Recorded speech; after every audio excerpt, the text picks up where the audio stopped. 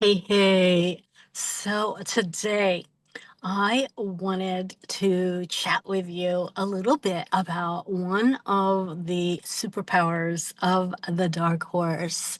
And I just dropped, by the way, um, at the time of this recording, the 5 signs, which in hindsight could have also been called the 5 superpowers of the dark horse, that are showing you that you are meant for greatness and to shine. And I dropped this audio podcast, which is part of a 10-part series called Love Yourself in the Dark. And it is dedicated and devoted to the dark horse rising. If you're interested in that, the information will be down below. Just wanted to let you know. But I felt called to chat about one of these superpowers in today's brief video. These ideas always seem to come to me when I am in town driving around.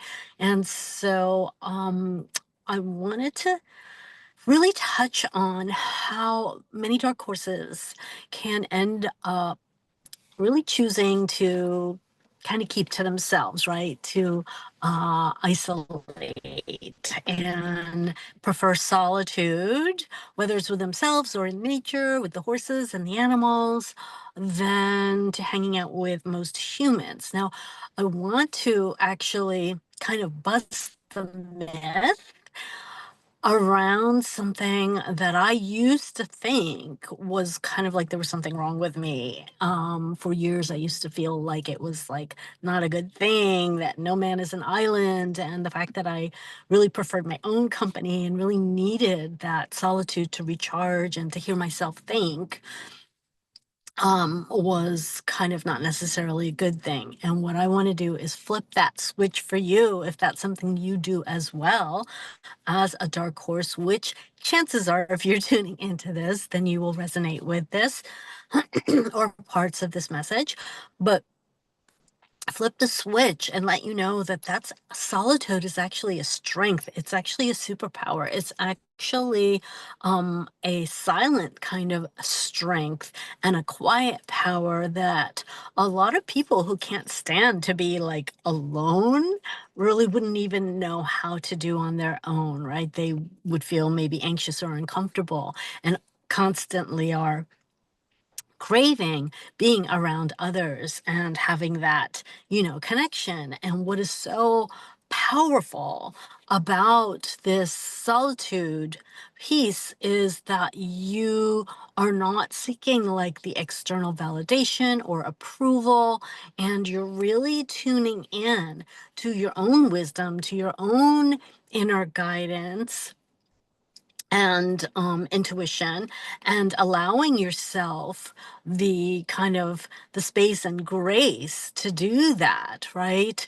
Because sometimes, especially as dark horses and deep feelers and sensitive souls, you can actually um, it can be kind of overstimulating, if you will, to be around too many people. And you learn to be highly selective as well as to who you choose to spend your time with when you do. So that's the secret. Like you've developed this divine discernment. You are wildly attuned because of everything you've been through as a dark horse, from your upbringing, your past, your childhood, etc. Often a lot of trauma. You end up being highly selective, excuse me, and discerning around who and what you let into your life, into your circle, into your energy, into your vortex. And I think that is a superpower. I think that is really a powerful way of being that not a lot of people know how to do. And granted, it started out as something, probably, if you're like me, that was a survival mechanism. But what I want you to know is that it actually is your superpower. And while there is a time and a place also for us to connect with the aligned people, places, and things, right? I don't want you to make yourself wrong like I used to for those times it's the seasons and cycles, or even if it feels like you're like that lone wolf and 90% of the time you've got to just be, doing you and your own thing, like whatever is aligned and true for you and whatever feels like it is in your highest good. Now, I'm not talking about if you are actually seeking connection and you feel lonely and you're hiding and you're retreating and you're keeping to yourself because you don't trust anyone, or that's not what I'm talking about. Because as a dark horse, again, you're so deeply connected to not only yourself, but others and the collective. When you choose to, like, your love and your loyalty and your friendship and your relationships, they run deep. They run deep. And however, if you discover at some point that there's been a betrayal or, trust has been broken, it can be very hard for us to actually, trust again, if that makes sense. And we may choose to not let people back in. I know for most of my life, for example, like with exes, like once I was done, and I didn't look back, right? And they might try to call or connect with me years later, and like I did not even open that door. So, and I didn't even think twice about it. So, that's just me. And again, I used to feel guilty about it, but I have come to a place where I'm owning that that's my superpower, because I know, like, that my energy and that my, personal value and worth is too precious to waste on people who don't appreciate me. And there isn't a sense of mutual love, trust, and respect. And therefore, like, once you've broken that trust, right, that's it, right? And so 99% of the time, there's no second chances with me. And that might sound harsh, but honestly, you know, when you've been through shiz like I have, and life is short, right? And you get to choose to do you in the way that's aligned for you. And that may or may not feel aligned for you, but I'm just sharing my example of what for me feels like a superpower for the dark horse, on some level. If you resonate, again, take what resonates and leave the rest. And so the last thing that I do want to leave you with here is that as a dark horse, again, a deep feeler, a sensitive soul, an empath, a starseed, chances are, one of the common things is that we often feel like we don't fit in, right? And so, like, in order to be highly selective, right, also finding the aligned or like-minded, like-hearted souls, the right herd to run with, so to speak, can sometimes take time. And sometimes it's also like kissing a few frogs along the way, and figuring out if they are actually aligned and who we thought that they might be.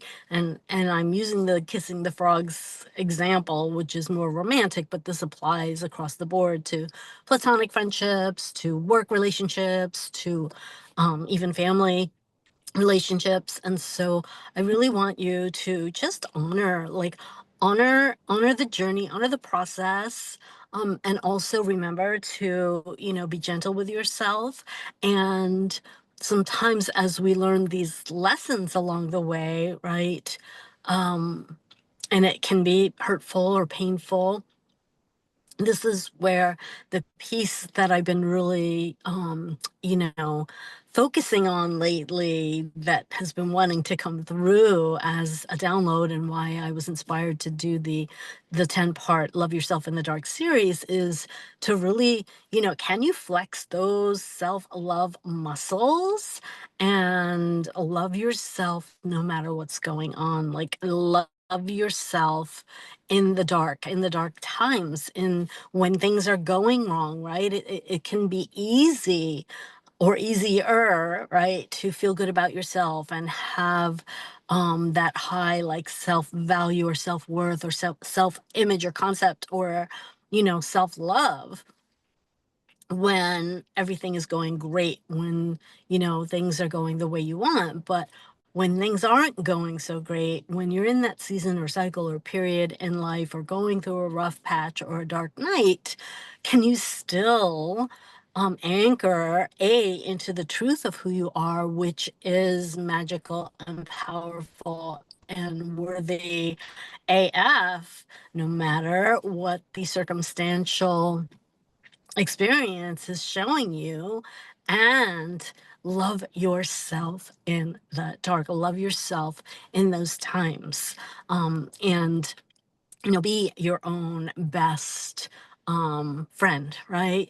It can be so easy to uh, give that support and unconditional love to others, and yet the hardest for ourselves. And for me, one of the biggest lessons in the many dark nights that I have been through over the years has been like flexing that self muscle, like learning to love myself more through it all, no matter what's going on, whether it's failed, launches, or, heartaches or disappointments in, relationships, or whatever it is, to come back to the truth of who I am, and know, like I know, and anchor into that truth in my core, knowing that I am not only worthy and deserving of all I desire, but that I am love, I am loved, I am lovable,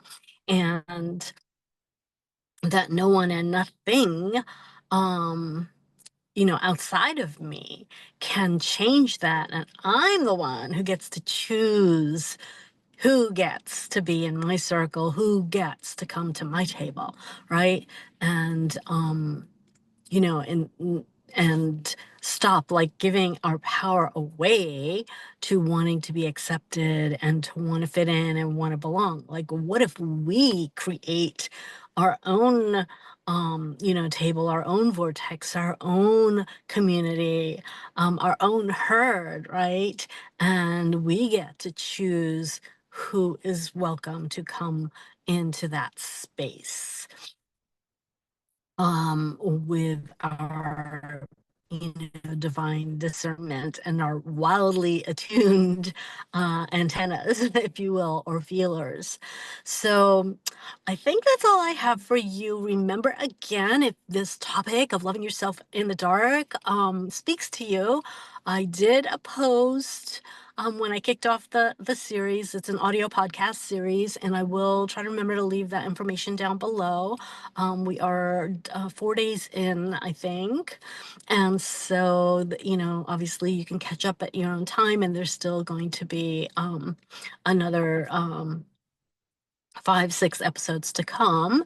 I just dropped, well, I haven't published it yet, but today's was the 5 signs that you're a dark horse and that you are meant to shine. So if that interests you, definitely check that out. And yeah, I think that's all I have for you for now. So I just want to remind you that you are worthy and deserving of all you desire.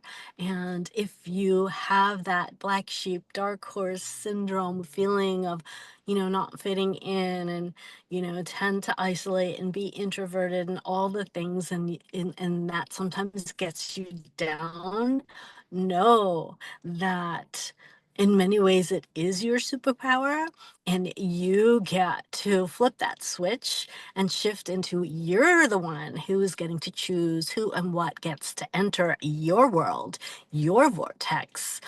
You get to be highly selective with the people, places, and things that you choose to interact with, engage with, share energy with, because protecting your peace and your energy and your self sovereignty at the end of the day is not only your superpower, but it's your divine birthright.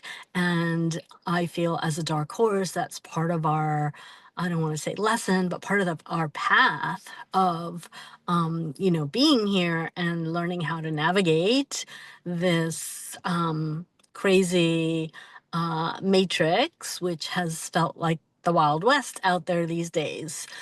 So, anyway, if you appreciated this, if you got value, thank you for hitting that subscribe button if you haven't already, and liking and sharing the love. And until next time, may the force of horse be with you. Ciao for now. Namaste.